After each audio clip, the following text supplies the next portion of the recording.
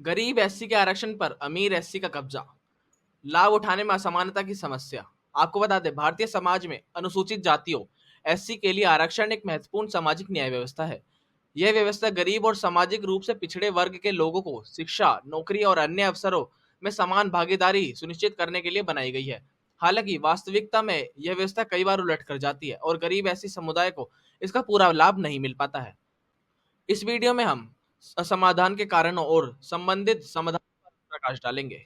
पहला, आरक्षण की मूल भावना और वर्तमान स्थिति।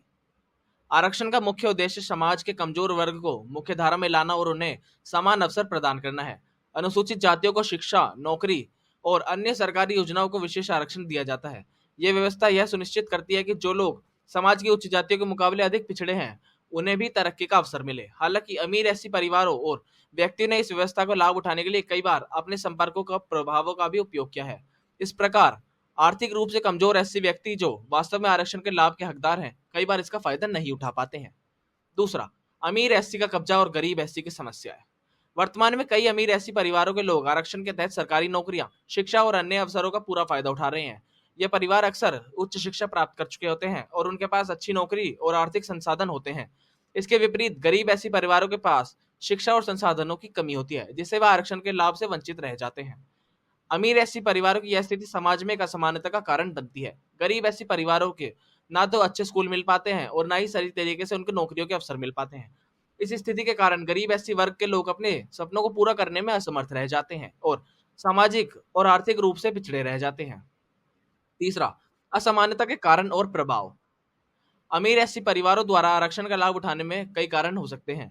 पहला, प्रभावशाली संपर्क। अमीर एससी के पास सत्ता और संपर्क होते हैं, जिससे वह आरक्षण के लाभ को अपनी मुट्ठी तरफ मोड़ सकते हैं। शिक्षा और संसाधन। अच्छी शिक्षा और संसाधन की उपलब्धता के कारण अमीर एससी परिवारों के लोग आसानी से आरक्षित पदों को हासिल कर सकते हैं। प्रशासनिक प्रक्रियाओं का फायदा।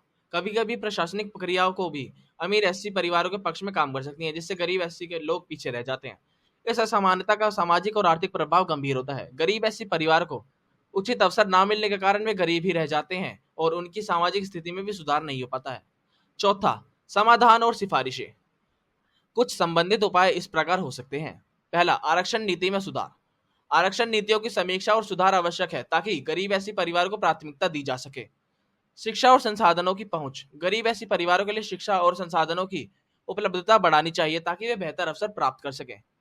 तीसरा, सामाजिक जागरूकता। समाज को इस मुद्दे के प्रति जागरूक करना और अधिकारियों को इसे और ध्यान देने के लिए प्रेरित करना जरूरी है। समाज और सरकार को मिलकर इस समानता को समाप्त करने के लिए ठोस कदम उठाने चाहिए। इससे न केवल गरीब एससी परिवार को हक मिलेगा, बल्कि समाज में समानता और न्याय की भावना भी मजबूत होगी।